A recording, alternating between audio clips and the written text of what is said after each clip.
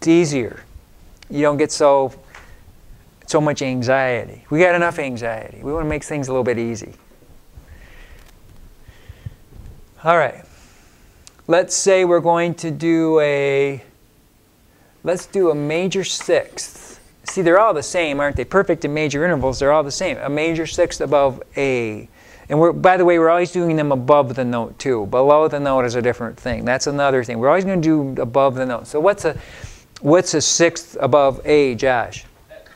F. So we know the answer is some kind of an F, but now we have to find the key signature of the bottom note. What's the key signature of A? 3 sharps. What does that tell me about F? It's sharp. So a major sixth above A is F sharp. So we do majors is always a step. You saying that's why it's always a step above? Well, we're always going, we can do intervals above or below notes, but we're going to start with intervals above notes, just because that's how we're going to learn them. It's the first step, taking this in steps. So we just said a sixth above A was F, and then we took the key signature of A, and that was 3 sharps, and it's F, C, and G sharp. So that tells us that F is sharp in that key, so I know a major sixth above A is F sharp. Yes? Did you say you were going to tell us later why we have to name it perfect or major? Yes. Okay. Because I'm very curious.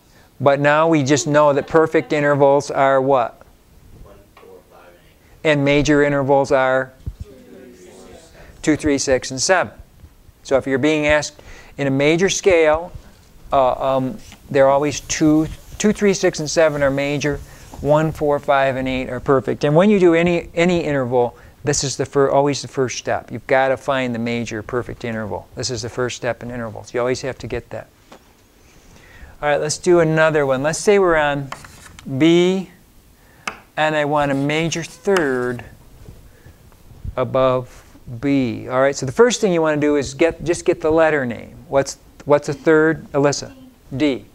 So I know B to D, 1, 2, 3 is a third, right? And then the second step is I find the key signature of the bottom note. What's the key signature of B, Alyssa?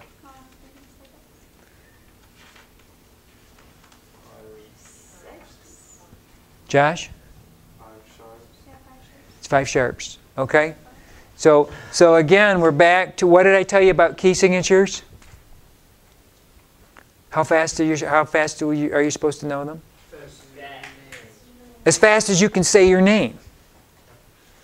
Okay, until the key signatures are as fast as you can say your name, you're going to get bogged down in this, everybody, probably. So practice those key signatures. Keep practicing them. So Alyssa, back to you. What's the key signature of B? 5 sharp. So what does that tell us about D?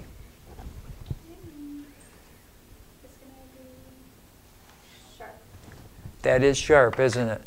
So the 5 sharps are F, C, G, D, and A in order. F, C, G, D, and A. And what does it tell me about the last 2 sharps? E and B are natural. So 5 of the notes are sharps. F, C, G, D, A. E and B are natural. You see, I can just go through that order of sharps, and I can know pretty fast, right? Because there's 7.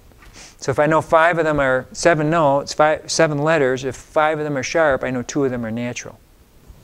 All right, so that was a major third. Good. Let's say I want a perfect octave above D sharp. Middle step. Wrong. So I know what? Ada. It's the same note, right? There's no key signature for D sharp, but I do know that a perfect octave is going to be exactly the same note. Always. It's going to be exactly the same note. Once in a while, we do get into some, though. Like, for example, let me just